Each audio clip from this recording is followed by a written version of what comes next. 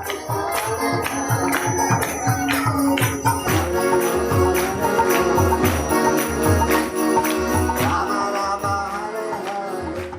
कृष्णा।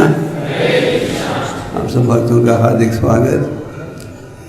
ओम नमो भगवते वासुदेवाय।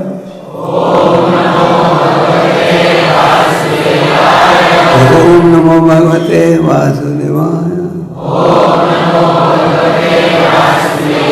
ओम नमो भगवते वासुदेवाय।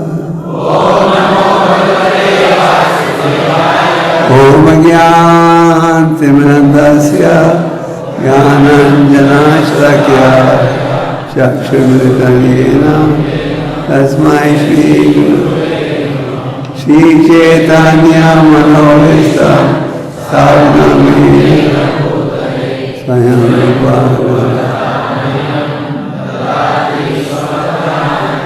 वन्देऽहं श्रीगुरुं श्रीयुतापदकमलं श्रीगुरुं वैष्णवं श्रीरूपं साधनानन्दं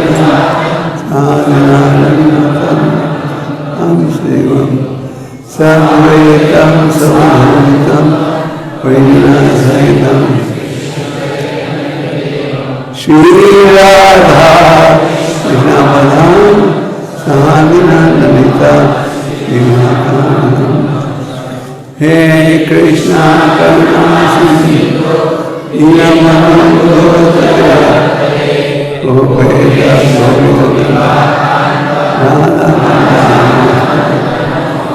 तप्त कांचन गौरांगी राधे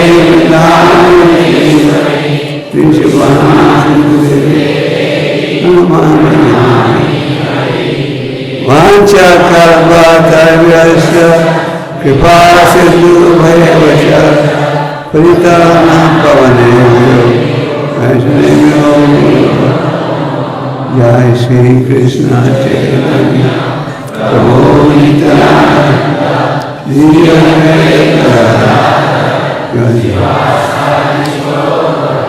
हरे कृष्णा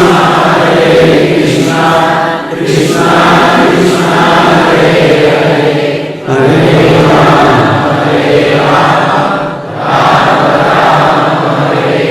हरे कृष्ण। थोड़े दिनों में अब गीता जयंती मनाओगे और गीता जयंती के उपलक्ष्य हमारे भक्त प्रयास करते हैं सबको प्रेरणा दें तो गीता पढ़ें। हमारे वैदिक शास्त्रों के द्वारा हमें संदेश प्राप्त होता है कि मनुष्य जीवन बहुत ही दुर्लभ है और व्यासदेव ने जितने ग्रंथों की रचना की कि अगर आज हम इन ग्रंथों को पढ़ने जाएं पूरी जिंदगी में थोड़ा सा ही आप पढ़ पाओगे। तो प्रभुपाद जी कहते हैं सारे वैदिक शास्त्रों का सार भगवद गीता में। अगर आप एक ही ग्रंथ, एक समय प्रभुपाद जी एक सभा में थे जिसमें अनेक धर्मों के प्रतिनिधि थे, तो प्रभुपाद ने कहा एक भगवान कृष्ण, एक ग्रंथ भगवद गीता, एक मंत्र हरे कृष्ण मंत्र।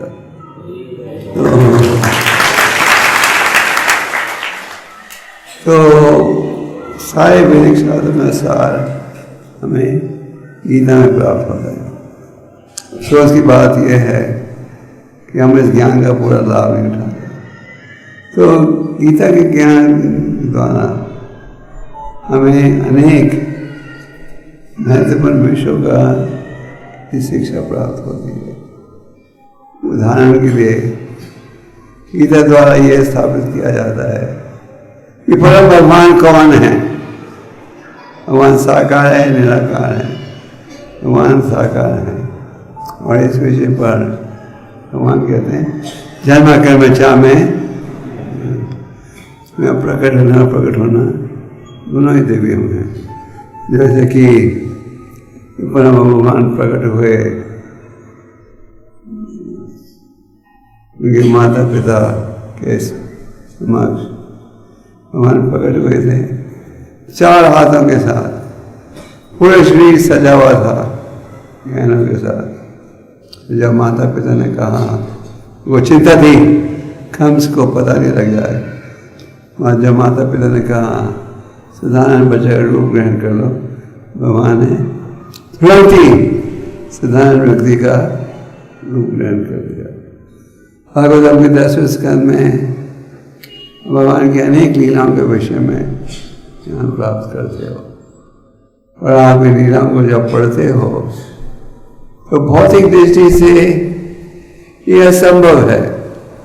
भौतिक दृष्टि से एक छोटा बच्चा मुंह खोले और उस मुंह के अंदर माँ को पूरे विश्व का, पूरे ब्रह्मांड का दर्शन मिले, ये संभव है क्या?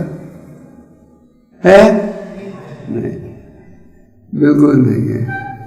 पर भगवान के लिए कोई कार्य असंभव नहीं है। भगवान ने गोवर्धन पर्वत को उठाया बड़ी सरलता के साथ, एक छोटी उंगली के नाखून के बल पर। तो परम भगवान देव रूप है, वो जो दिव्यम है, साकार, और परम भगवान का प्रकट होना और प्रकट होना दोनों ही दिव्यम है। अर्जुन भागवत गीता में अर्जुन ने कहा, अर्जुन को भगवान ने विराट रूप दिखाया, और अर्जुन कहा सीता देवता व्यास सब स्वीकार करते हैं कि परम भगवान कौन है। तो गीता द्वारा हमें ये ज्ञान मिलता है परम भगवान कौन है। हर श्लोक के साथ क्या पढ़ते हो? श्री भगवान उवाचा, परम भगवान बोल रहे हैं। और ये संदेश किसके लाभ के लिए? पूरे मानव समाज के सुधार के लिए, उनके उद्धार के लिए। ये समझना बहुत आवश्यक है। हम परम भगवान को स्वीकार करते हैं, ये शिक्षा शास्त्र पर आधारित है। शास्त्र द्वारा ये स्थापित होता है कि परम भगवान कौन है। कृष्णातियु भगवान से आगे गीता द्वारा हमें यह शिक्षा मिलती है आत्मा के विषय में। आत्मा और ध्येय में क्या अंतर है? हम अक्सर जन्म लेते हैं अज्ञानता में, पलते हैं अज्ञानता में, और मृत्यु भी होती है अज्ञानता में।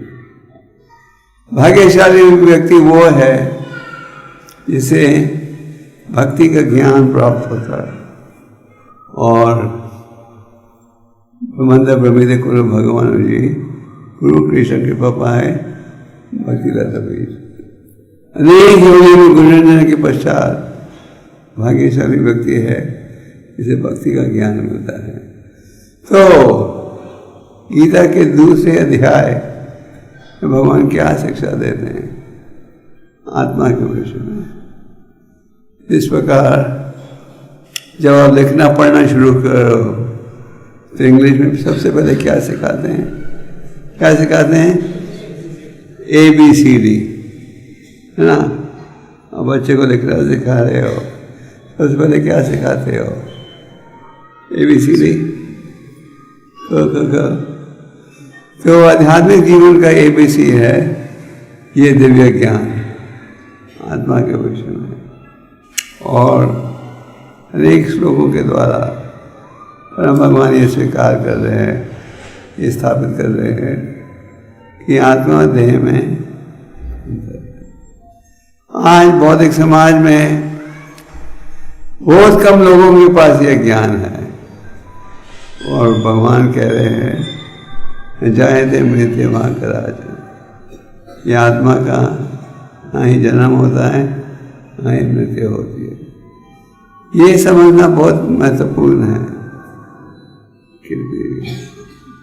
ये समझना बहुत महत्वपूर्ण है, क्योंकि अज्ञानता में हम क्या सोचते हैं ये ध्येय ही हमारा असली स्वरूप है। हम भूल जाते हैं कि ध्येय नश्वर है, आत्मा सनातन है।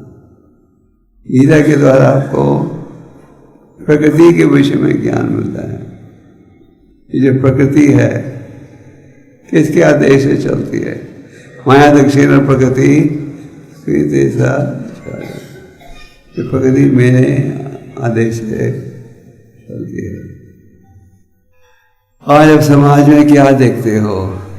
आज समाज में देखते हो कि क्लेश, चिंता, तनाव बढ़ते जा रहा है और आवश्यकताएं कठिनाई से प्राप्त हो रही है। आप ग्लोबल वार्मिंग के विषय में पढ़ते होंगे तो किस प्रकार से ये पृथ्वी की गर्मी बढ़ते जा रही है तेजी के साथ। तो प्रकृति जो है भगवान के आदेश के अनुसार चलती है। भगवद गीता में भगवान कहते हैं अन्न की प्राप्ति होती है वर्षा के कारण। वर्षा की प्राप्ति होती है अगर तुम क्या करो? धर्म का पालन करो। आप भगवान की गोवर्धन लीला में पढ़ते हो कि नंद महाराज के पास 9 लाख गायें थी। नंद महाराज दूसरे ब्रजवासियों के साथ इंद्र यज्ञ की तैयारी कर रहे थे। क्यों? उन्होंने कहा हम तो किसान हैं, इंद्र की कृपा से ही वर्षा प्राप्त होती है, उसके बिना सफलता संभव नहीं। तो जब शासन आध्यात्मिक गुण हो तो प्रजा भी सुखी रहती है। ऐसे आज भी लोग राम राज्य की चर्चा करते हैं। क्यों? राम राज्य के समय समाज में किसी प्रकार का क्लेश नहीं था। मृत्यु के समय भी व्यक्ति खुद चुन सकता था। तो ये है प्रकृति, और प्रकृति साथ देगी अगर आप शास्त्रों की शिक्षा का लाभ उठाओ। आप भागवत में एक कथा पढ़ते हो महाराज बेना की। महाराज बेना सूर्य भाव के थे। उनके मन में ये गौरव था, ये भाव था मैं हूँ भगवान। उन्होंने हर प्रकार का यज्ञ समाज में रुकवा दिया था, जिसके क्या परिणाम हुआ?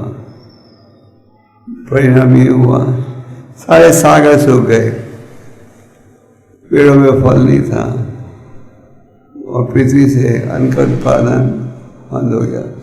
पूरा समाज दुखी था। तो इसलिए ये कहा जाता है हम यज्ञ करेंगे तो प्रकृति भी साथ देगी। ये अवश्य है। आगे गीता के द्वारा आपको समय का ज्ञान मिलता है। टाइम आई एम, समय क्या है? भगवान का प्रतिनिधि। समय जो है हर चीज को नष्ट कर देता है। आज आपका शरीर खूबसूरत है, आज आपके शरीर में बल है, तो समय क्या करेगा? समय के साथ आपको कमजोर बना देगा। समय के साथ आपको खूबसूरत बना देगा। आजकल लोग कॉस्मेटिक सर्जरी बहुत करा रहे हैं। कॉस्मेटिक सर्जरी शरीर को खूबसूरत बनाने का प्रयास। आप करा लो कॉस्मेटिक सर्जरी, कर लो, तो कब तक आप छुपा सकते हो? बस सूरत दे शरीर को, चेहरे को, हाल दे तो नहीं। तो समय जो है हर चीज को नष्ट कर देता है। इसलिए शास्त्र में ये कहना है कि समय का हमें सावधानी से उपयोग करना चाहिए। शनक पंत ने कहा है यूश किशन एको पीना न वैसा न कोटी भी। एक पल का भी अगर आप दुरुपयोग करोगे तो सारे विश्व के धन से वापस नहीं ला सकते। हमें समय का ठीक रूप से उपयोग करना चाहिए। ये गीता का एक विषय। गीता द्वारा ये भी कहा जाता है कि हमारे को भगवान ने छूट दी है, शास्त्र के आधार पर चले, शास्त्र के विपरीत चले। ये जो गीता का ज्ञान है उसके विषय में 9वें अध्याय के दूसरे श्लोक में भगवान क्या कहते हैं? राजा विद्या, राजा ज्ञान। ये ज्ञान सब ज्ञानों में सबसे महत्वपूर्ण है। आज पाठशाला महाविद्यालयों की कमी रही सारे विश्व में, पर अगर आप ध्यान से देखो तो देखोगे इन पाठशालाओं में बहुत कम स्थानों में दिव्य ज्ञान दिया जा रहा है।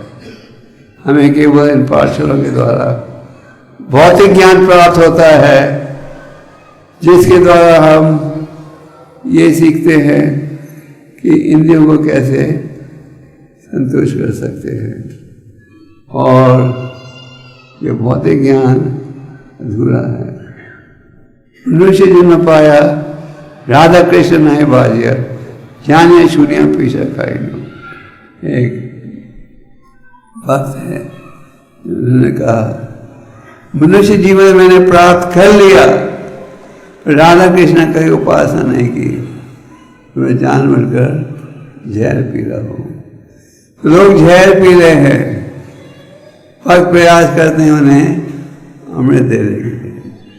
तो गीता का ज्ञान हमें छोटी आयु से अध्ययन करना आरंभ करना चाहिए। गीता में हर प्रश्न का उत्तर है। भगवान गीता में कहते हैं दुखानयाम शाश्वतम, इस भौतिक संसार में कष्ट ही कष्ट, हर चीज अस्थायी है। भगवान गीता द्वारा हमें निमंत्रण देते हैं उनके देवी धाम में आने के लिए। गीता के द्वारा उपदेश मिलता है। अगर आपको असली संतुष्टता चाहिए तो क्या करना चाहिए? ब्रह्मभूता प्रसन्नात्मा। जो व्यक्ति ये संध्यानिक मार्ग में जुड़ते हैं वो सदा आनंद में रहते हैं।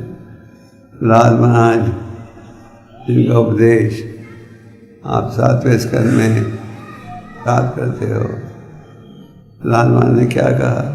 नाते विद्रुम स्वतः गति में विष्णु। आज लोग ये नहीं जानते कि असली सुख कैसे प्राप्त हो सकता है।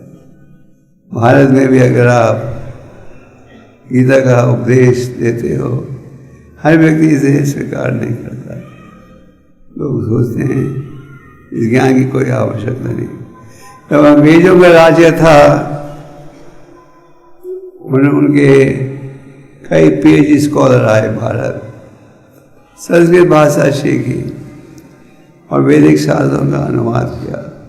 अपने अनुवाद द्वारा ये स्थापित किया कि ये सब वैदिक साहित्य जो है ये कल्पना है, माइथोलॉजी है, वास्तविकता नहीं हो सकती। और हमारे कई हिंदू भाई बहनों ने कहा अरे इंग्लैंड का PhD कह रहा है तो सच ही होगा। इस प्रकार लोगों की श्रद्धा वैदिक साहित्य में कम हो गई। पर वैदिक साहित्य जो संदेश है ये सनातन है। और गीता द्वारा भगवान क्या कह रहे हैं? तस्मात् सर्वेषु क्लेषु मां मनुस्मर युधिष्ठिर। हे अर्जुन, मन और बुद्धि को मुझे अर्पण करते हुए तुम इस युद्ध में लड़ो। तो गीता का सार क्या है? गीता का सार है सर्वधर्म परित्यज्य मामेकम शरणं अहं त्वं सर्व पापेभ्यो मोक्षयामि। भगवान कहते हैं सब धर्मों को छोड़कर मेरी शरण में आओ, मैं तुम्हारी सुरक्षा करूंगा, घबराओ मत। अगर कोई साधारण स्थान में आप नौकरी करते हो और आपको ये कहा जाता है 40 घंटे काम करो इतनी तनख्वाह मिलेगी, हम विश्वास करते हैं। और जब परम भगवान कह रहे हैं मेरी शरण में आओ, मैं तुम्हारी सुरक्षा करूँगा, हम हिचकते हैं। ये हमारा दुर्भाग्य है। भगवान कह रहे मन मन भाव मन भक्तो मध्याजी माम मामे भाषति सत्यम दे प्रतिजने। मेरा भक्त बनो, मेरा चिंतन करो, मेरी उपासना करो, मेरी पूजा करो, और ये सब करोगे क्या लाभ होगा? बिना शंका के कहाँ जाओगे? भगवान के नाम। तो ये है कुंठ जगत। अब भगवान का धाम है वैकुंठ जगत। कुंठ जगत में क्लेश ही क्लेश, कष्ट ही कष्ट, दुख ही दुख। चाहे आप टाटा बिरला अंबानी बन जाओ, ऐसे धाम में। एक समय श्रील प्रभुपाद अमेरिका में प्रेस कॉन्फ्रेंस दे रहे थे। उन दिनों में भारत की आर्थिक स्थिति बहुत कमज़ोर थी। अमेरिका उस समय विश्व का सबसे धनी देश था। तो एक अमेरिकन रिपोर्टर बाबा जी से को इंटरव्यू करने के लिए आया। उसने कहा कि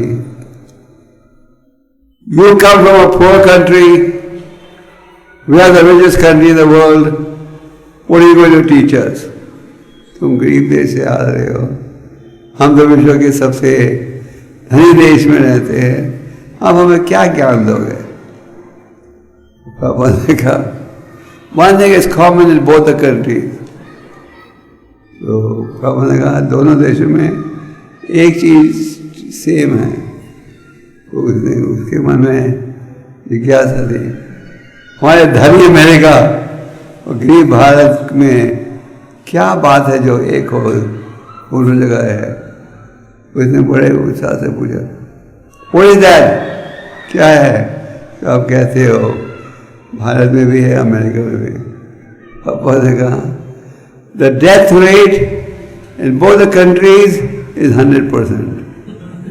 पापा ने कहा जो मृत्यु का रेट है, चाहे अमेरिका हो, अमीर अमेरिका या गरीब भारत, 100%, कोई छूट नहीं। उसके बाद कोई उत्तर नहीं था। एक समय प्रभा जी इंग्लैंड में प्रेस कॉन्फ्रेंस दे रहे थे। तो वह एक ब्रिटिश रिपोर्टर ने पूछा, अब क्या लाए हो हमारे लिए, आपका क्या है संदेश? पापा ने कहा मैं वो लाया हूँ कि तुम अंग्रेज लोग लाना भूल गए थे।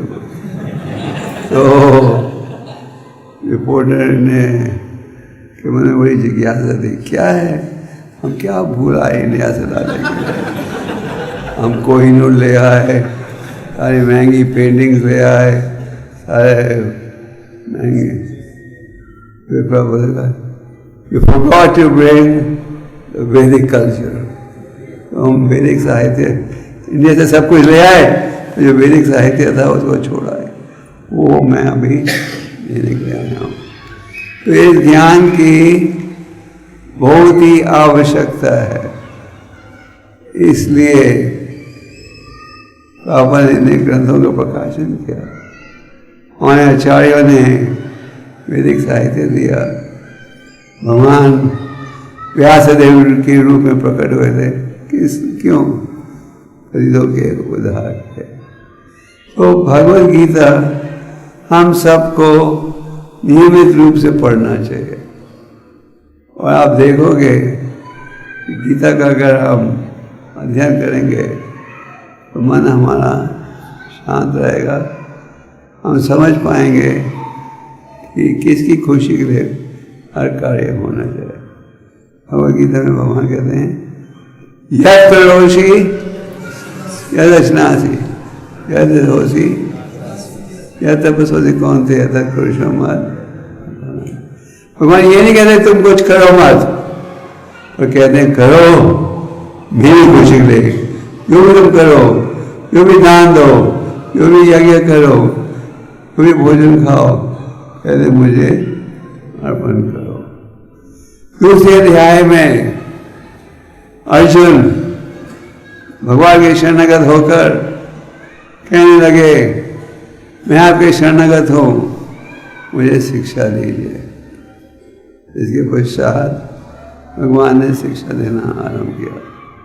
और 18वें अध्याय में भगवान ने पूछा, क्या तुम्हारी अज्ञानता दूर हो गई है?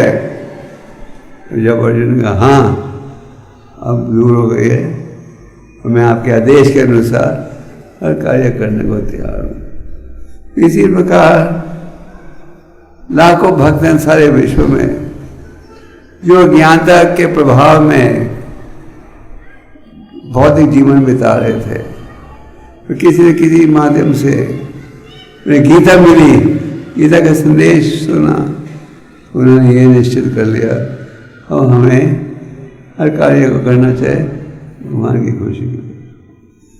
और भक्ति पत्र पुष्पम फलम तो है। भगवान ने भक्ति इतना सरल बना दिया है। पत्र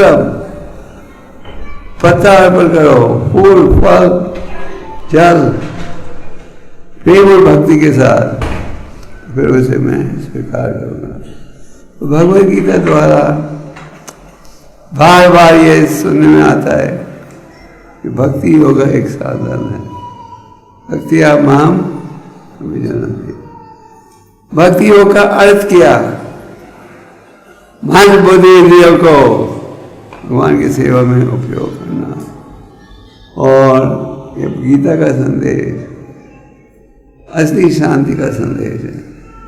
बौद्धिक समाज में लोग शांति शांति शांति की चर्चा करते हैं, तो शांति असंभव है जब तक हम ये नहीं विश्वास करें कि परम भगवान हर चीज के स्वामी है।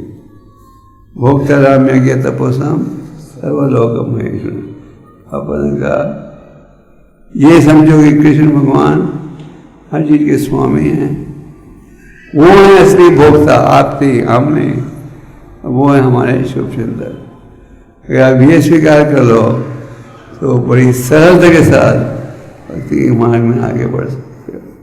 जिस प्रकार अर्जुन की अज्ञानता दूर हुई, उसी प्रकार हमारी अज्ञानता भी दूर हो सकती है अगर हम नियमित रूप से भगवद गीता को रोज पढ़े। और अगर रोज पढ़ोगे तो फिर सुख शांति के साथ रह सकते। मैं अनेक व्यक्तियों को जानता हूँ सारे विश्व में जो गीता पढ़ते हैं रोज, और कठिन परिस्थितियों में भी बड़ी सरलता के साथ आगे बढ़ते जाते हैं। गीता का संदेश भगवान दे रहे हैं, श्री भगवान वाचा। अर्जुन तो भगवान के सनातन साथी हैं, है कि नहीं? और आप पूछ सकते हो अगर वो सनातन साथी हैं तो ज्ञानता में कैसे आ गए? परीक्षित महाराज जब माता के घर में थे, पर भगवान ने अपना विस्तार करके उनकी सुरक्षा की। और यही परीक्षित महाराज को जब एक ब्राह्मण ने श्राप दिया कि 7 दिन के पश्चात आपकी मृत्यु हो जाएगी, उन्होंने इस श्राप को स्वीकार कर लिया, इसका विरोध करने का प्रयास नहीं किया। क्यों? भगवान चाहते थे कि भागवत का संदेश दिया जाए, परीक्षित महाराज के माध्यम से समाज के उद्धार करे। उसी प्रकार अर्जुन तो भगवान के सनातन साथी हैं। आप कहोगे अर्जुन कैसे कंफ्यूज हो गए? भगवान ने उन्हें ऐसी परिस्थिति में डाला इसलिए कि गीता का संदेश दे सके हमारे हम सबके उद्धार के लिए। तो भगवत का संदेश, गीता का संदेश पूरे मानव समाज के लिए है। ये जो भगवत गीता यथारूप आप देखते हो, इसका अनुवाद 80 से अधिक भाषा में हो गया है। आज सारे विश्व में लोग इस संदेश को पढ़ रहे हैं। क्यों? क्योंकि इसमें है हर प्रश्न का उत्तर, और ये है सबसे प्राचीन ज्ञान। मैंने ज्ञान दिया था किसे? सूर्य के देवता बृहस्पति को। जहाँ से ज्ञान पहुँचा मनु के पास, फिर महाराज इक्ष्वाकु पृथ्वी पर थे लगभग 20 लाख साल पूर्व। ये बड़ा प्राचीन ज्ञान है। भगवान ने ज्ञान फिर दिया इसे अर्जुन को, क्योंकि उनके मित्र थे और भक्त थे। तो भगवत गीता का निर्णय है भक्ति योग,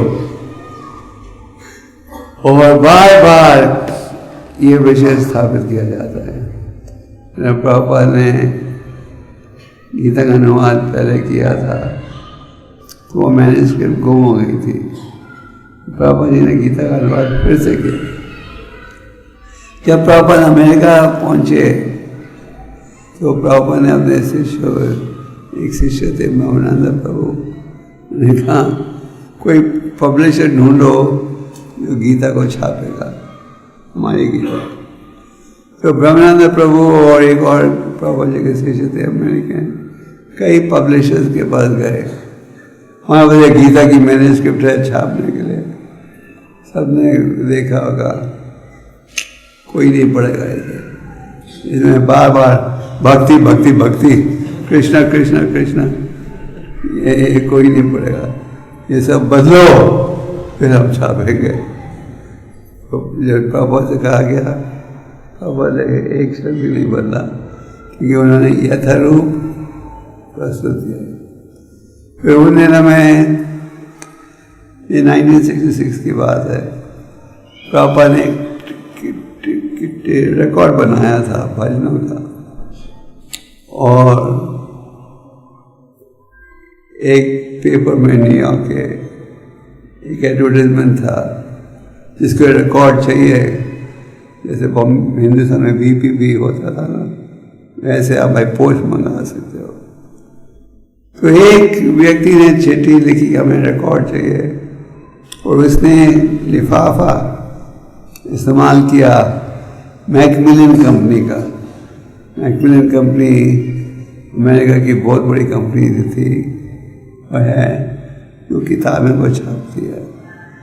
तो जब प्रभुपाद जी को उन्होंने बोला, प्रभुनंद ने, कि प्रभुपाद जी मैकमिलन कंपनी से एक व्यक्ति का पत्र आया है जिससे आपकी गीता चाहिए, तो प्रभुपाद ने कहा तुम खुद उसे मिलने जाओ, रिकॉर्ड लेगा। तो ब्रह्मानंद प्रभु अमेरिकन थे, वो पहुंचे वो उस व्यक्ति को मिलने जिन्होंने रिकॉर्ड प्रभुपाद का ऑर्डर किया था।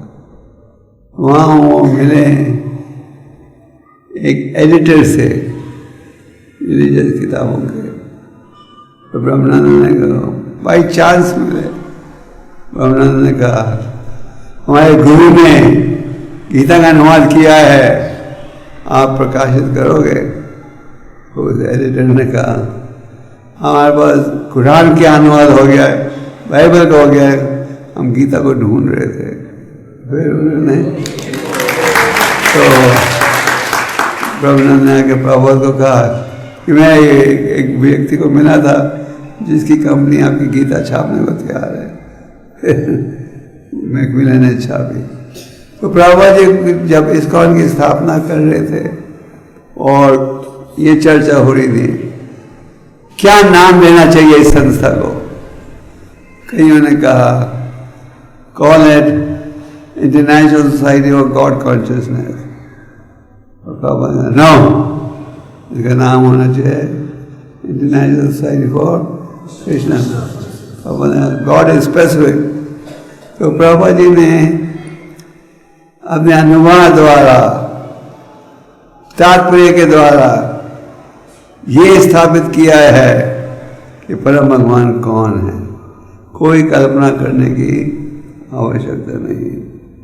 और ये स्थापित होता है गीता द्वारा, परम भगवान हर चीज़ के भोक्ता हैं, स्वामी हैं, और हमारा कर्तव्य होना चाहिए क्या, उनकी सेवा में अपने जीवन को उपयोग करें। गीता का ये संदेश नहीं जैसे कई सोचते हैं कुछ करो मत, गीता का ये संदेश है निष्काम भाव से मेरी खुशी के लिए हर कार्य करो। तो अर्जुन ने कहा अब मेरी अज्ञानता बिल्कुल दूर हो गई है, क्योंकि मैंने आपसे ये संदेश स्वीकार किया है, मैं आपके संदेश का पालन करने को तैयार हूँ। तो गीता में ही भगवान कहते हैं 18वें अध्याय में, सब भक्तों में सबसे प्रिय कौन है? कौन है? जो मेरे ज्ञान का प्रचार करता है। तो गीता का संदेश घर घर पहुँचाना चाहिए हमें। गीता में भगवान कहते हैं सब भक्तों में सबसे प्रिय कौन है? मेरा प्रचार करता है। उससे ज़्यादा प्रिय लेकिन हुआ है ना होगा भविष्य में। कई बार भक्त पूछते हैं आपके संसार में कोई शॉर्टकट नहीं है? जैसे हम लोग व्यापारी वातावरण में पले, अब हर जगह सौदा करते हो, ठीक है नहीं? तो लोग पूछते हैं कोई शॉर्टकट छोटा रास्ता नहीं है? क्यों? प्रचार करो, भगवान का संदेश आगे पहुँचाओ। आज अनेक उदाहरण हैं। एक दिन हमारा एक भक्त घर घर जा रहा था गीता बांटने, वो एक घर में पहुंचा जहाँ एक औरत आत्महत्या की तैयारी कर रही थी, रस्सी वस्सी सब उसे तैयार कर दी थी। जब ये भक्त पहुंचा उनके घर में, गीता दी, गीता का संदेश संक्षेप में सुनाया। उसने कहा मैं तो आत्महत्या करने के वाली थी, गीता ने बचा दिया। तो गीता के द्वारा मन शांत होगा। गीता के द्वारा आपको असली मार्गदर्शन मिलता है। और गीता यथारूप जिस विचारधारा से भगवान ने उपदेश दिया और अर्जुन ने स्वीकार किया, वही हमारा भाव भी बदल है। तो हर साल हमारे भक्त गीता जयंती के उपलक्ष्य क्या करते हैं? प्रयास करते हैं इन गीता को बांटने के लिए। इस भावना से नहीं कि इसमें कोई आर्थिक लाभ है, इस केवल एक भावना से लोग गीता पढ़ेंगे, जीवन को सुधारेंगे। आज आप किसी होटल में जाओ विश्व के, आपको क्या मिलेगी? बाइबल और कुरान और गीता, इसका अलावा कोई नहीं रख रहा होटलों में भी। तो गीता का संदेश स्कूलों में देना चाहिए। पापा जी की इच्छा थी कि गीता का संदेश पाठशाला में दिया जाए। तो भारत को स्वतंत्रता प्राप्त हुई तो पापा ने गांधी जी को एक पत्र लिखा, जिसमें पापा ने कहा कि आप गीता में बड़ी श्रद्धा रखते हो, गीता की शिक्षा स्कूलों में देना शुरू करो।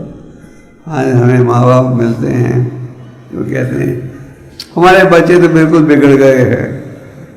आजकल स्कूलों में आशीष वगैरह सब कुछ मिलता है, बिगड़ सुनते नहीं। क्यों? क्योंकि जब समय था बचपन में आध्यात्मिक ज्ञान दे देगा, हमने अपनी जिम्मेदारी स्वीकार नहीं की। भगवान ऋषभदेव कहते हैं व्यक्ति को माता नहीं बनना चाहिए, पिता नहीं बनना चाहिए, तब वो अपनी प्रजा को आध्यात्मिक शिक्षा दे सके। तो अगर आज किसी चीज़ की कमी है इस विश्व में, तो किस चीज़ की कमी है? आध्यात्मिक ज्ञान की कमी है। जैसे हमने कहा कुछ समय पहले, आज समाज में अब क्या देखते हो? काम क्रोध मोह मत्सर्य का प्रभाव, क्लेश चिंता तनाव निराशा बेचैनी बढ़ते जाती है। हम सोचते हैं अगर हम कल कोई और वस्तु ले तो उसे आनंद आएगा। जैसे चुनाव होते हैं, हम सोचते ये पार्टी को वोट देंगे हमें ज़्यादा सुख मिलेगा, पर चाहे आप किसी पार्टी को वोट दो, अंत में क्या परिणाम है? कष्ट ही कष्ट। तो गीता का संदेश शांति का संदेश है, और जो प्रभुपाद ने कहा सारे वैदिक शास्त्रों का सार भगवद गीता में है। जिस प्रकार अर्जुन की अज्ञानता दूर हुई, हमारी अज्ञानता भी दूर हो सकती है अगर हम नियमित रूप से कम एक श्लोक का तात्पर्य के साथ पढ़ें। आप भागवतम के प्रथम स्कंद में पढ़ते हो, जब परम भगवान प्रकट हुए, उनके सनातन साथी और भक्त अर्जुन अत्यंत दुखी हो गए थे। अर्जुन ने फिर उन लीलाओं का स्मरण आरंभ किया, उन लीलाओं का स्मरण किया जिनके द्वारा परम भगवान ने उनकी सुरक्षा की थी। उदास थे, हमारे लिए ये कल्पना करना उनकी उदासी का बड़ा कठिन है। जैसे गोपियों के लिए एक पल भी भगवान बिना रहना संभव था, हम हमारी भौतिक बुद्धि से इसे समझ नहीं सकते। तो अर्जुन उदास थे, उन्होंने उन लीलाओं घटनाओं का स्मरण किया जिनमें वो सफल हो पाए भगवान की कृपा से। तो उसके पश्चात अर्जुन ने गीता के संदेश का स्मरण आरंभ किया। जब गीता का संदेश का स्मरण किया तो उन्हें ऐसे लगा कि परम भगवान वहाँ उपस्थित है, उनकी उदासी दूर हो गई। तो जिस प्रकार हम कहते हैं है नाम और भगवान में कोई अंतर नहीं, उसी प्रकार गीता और परम भगवान में कोई अंतर नहीं। ये गीता है परम भगवान का संदेश हम सब भक्त जीवों के लिए, क्योंकि अगर हम गीता के संदेश को अपनाएंगे तो जीवन को सफल बना सकेंगे।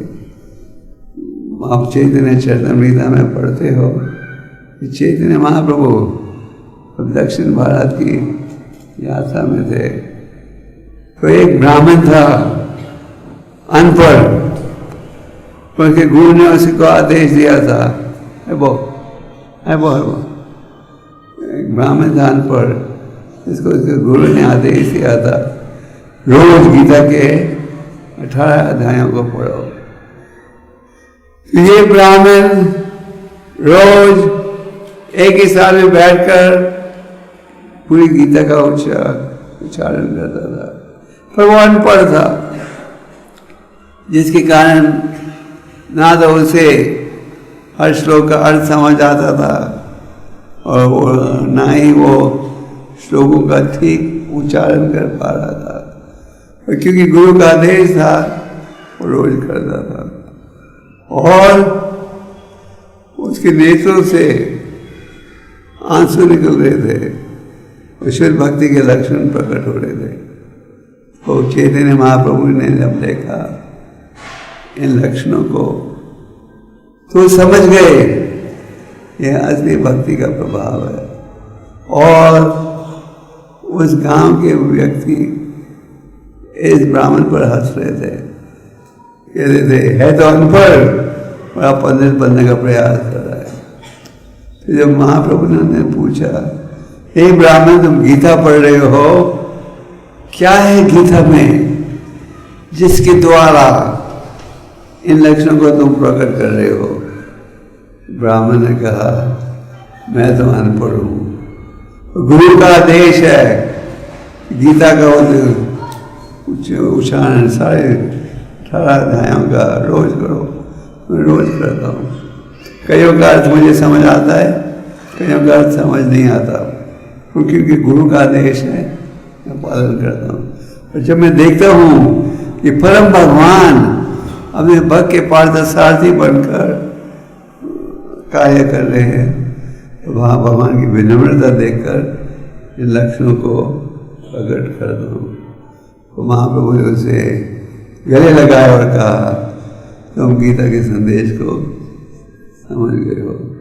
फिर चैतन्य महाप्रभु ने 4 महीने तक इस ब्राह्मण को अपने साथ रखा और रोज गीता की व्याख्या समझाई। तो प्रभुपाद जी तात्पर्य में कहते हैं कि ब्राह्मण तो अनपढ़ था, पर गुरु ने आदेश दिया था रोज पूरी गीता पढ़ो, और वो प्रयास कर रहा था। और इसका क्या परिणाम हुआ? भगवान स्वयं उसके पास आए। चैतन्य महाप्रभु कौन है? श्री कृष्ण चैतन्य राधा कृष्ण यहाँ स्वयं भगवान खुद उसके पास आए। तो गीता हमें रोज पढ़नी चाहिए। आप में कितने भक्त हो तो गीता को रोज पढ़ते हो? कम से कम 100। मैंने पिछले साल भी विनती की थी। और हमें गीता के संदेश को आगे बांटना चाहिए।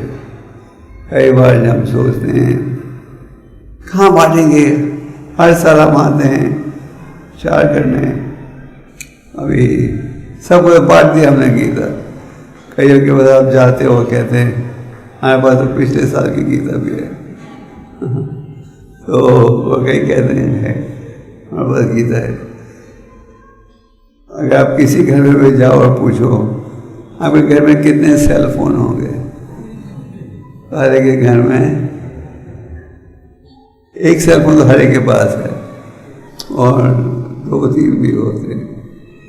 तो गीता का जब आप बांटते हो, विचार करते हो, हमारा उत्साह बढ़ जाता है जब हम देखते हैं ओ सब आ रहे खुद गीता लेने के लिए, है कि नहीं? और जब आप देखते हो कि आपने कईयों से बात की और वो नई रुचि दिखा रहे, इतने उत्साहित नहीं है, तो आप ये उत्साह कम हो जाता है। नहीं, पर हमें भूलना नहीं चाहिए। जैसे चैतन्य भगवत में आप पढ़ते हो ये महाप्रभु एक दिन ठाकुर हरिदास जो दिन में 3 लाख बार जप करते थे, आचार्य ठाकुर हरिदास और नित्यानंद।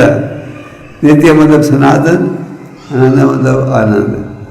इनकी शरण लेने से आनंद ही आनंद अनुभव होता है।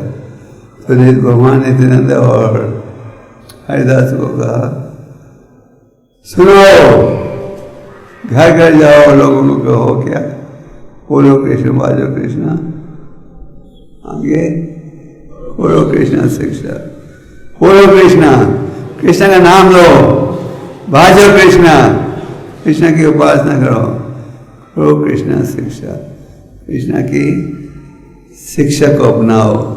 कृष्ण की शिक्षा कहाँ प्राप्त होती है? कहाँ? भगवद गीता में। गीता में है क्या? भगवान की शिक्षा। तो और लोगों को ये बताओ, कृष्ण ही असली धन है, कृष्ण ही तुम्हारा प्राण है, और कृष्ण का नाम लो। तो नित्यानंद हरिदास आदेश के अनुसार गए विचार करने। कई घरों में हो गए, भक्तों ने बड़ा स्वागत किया। संत महात्मा आ गए हैं हमारे घर को पवित्र बनाने के लिए। कई घरों में हो गए, लोगों ने उनकी बेइज्जती की, कहा ये निमाई तो पागल हो गया है, और इन पागलों ने हमारे घर भेज दिया हमें पागल बनाने के लिए।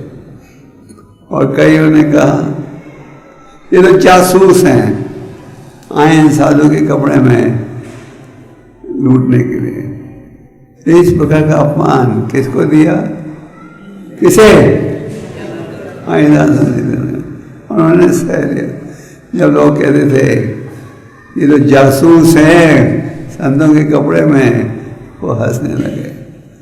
उसी प्रकार जब आप लोग प्रचार में जाते हो, कई लोग तो आपको कहते हैं आ गए आपकी हम राह देख रहे थे, बोलिए क्या संदेश?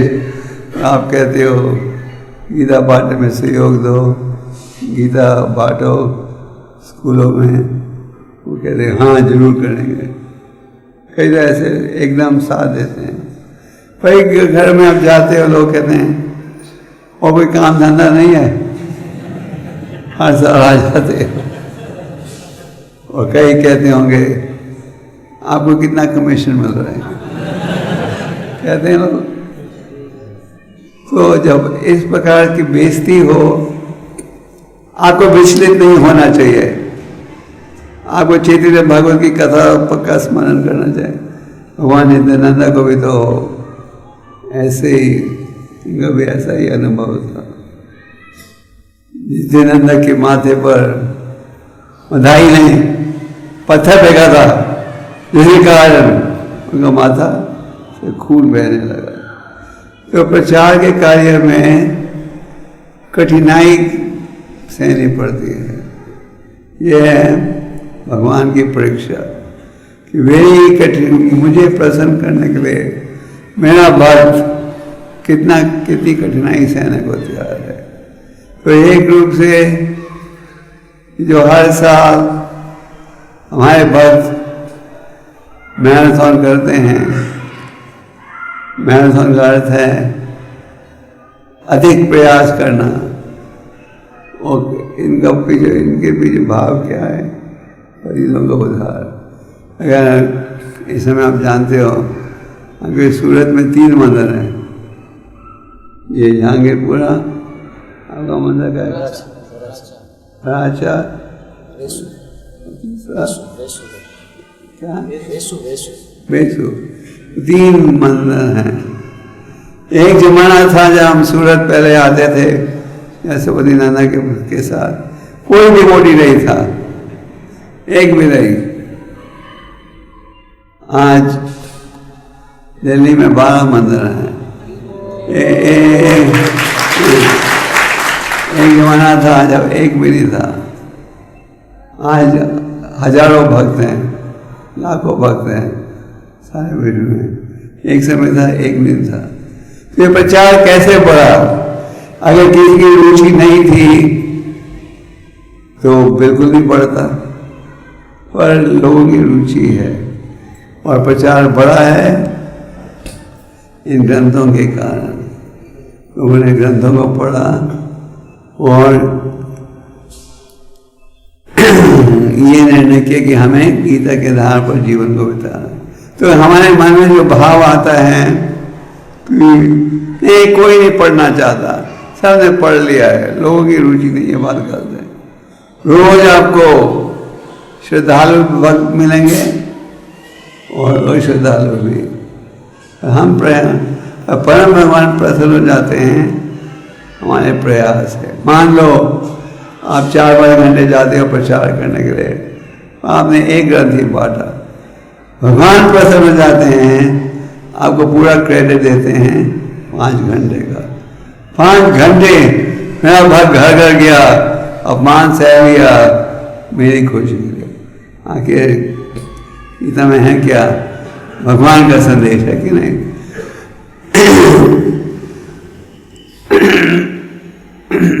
प्रभुपाद ने कहा कि इन ग्रंथों में इतनी शक्ति है, कोई एक पन्ना पढ़ ले उसका जीवन सुधर जाएगा।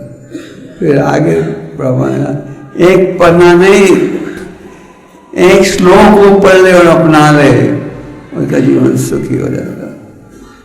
तो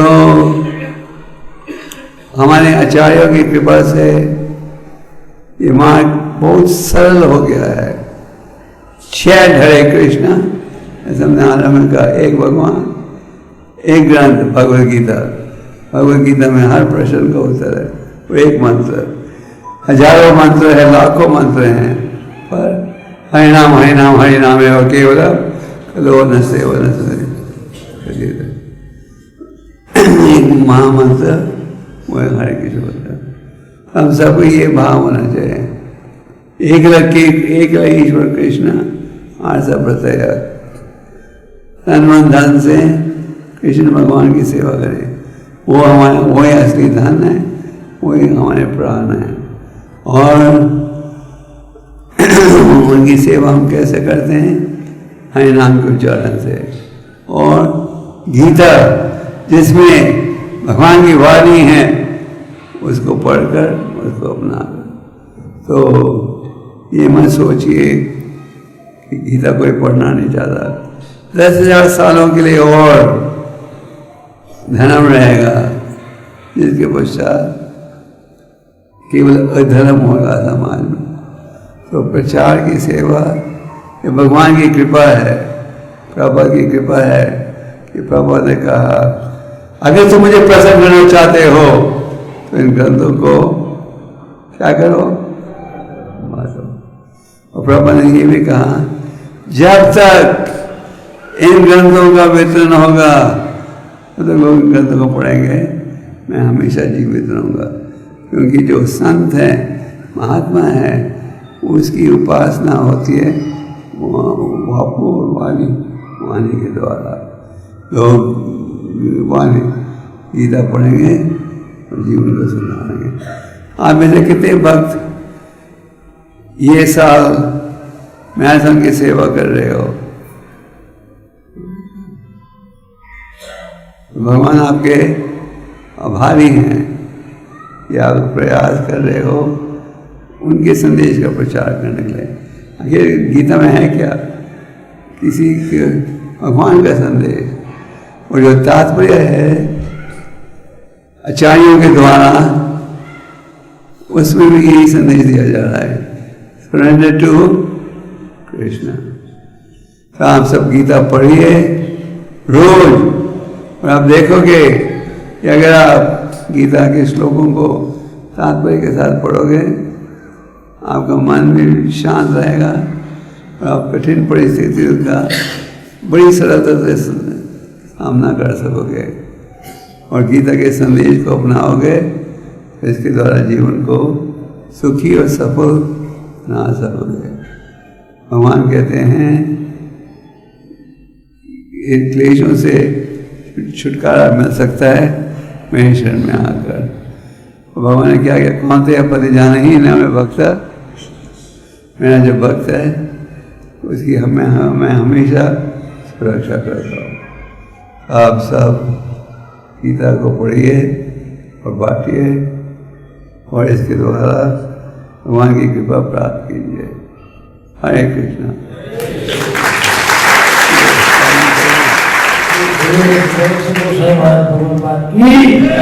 किसी का कोई प्रश्न?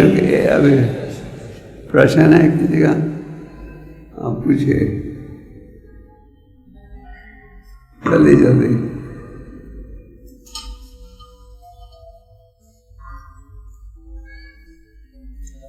पूछिए।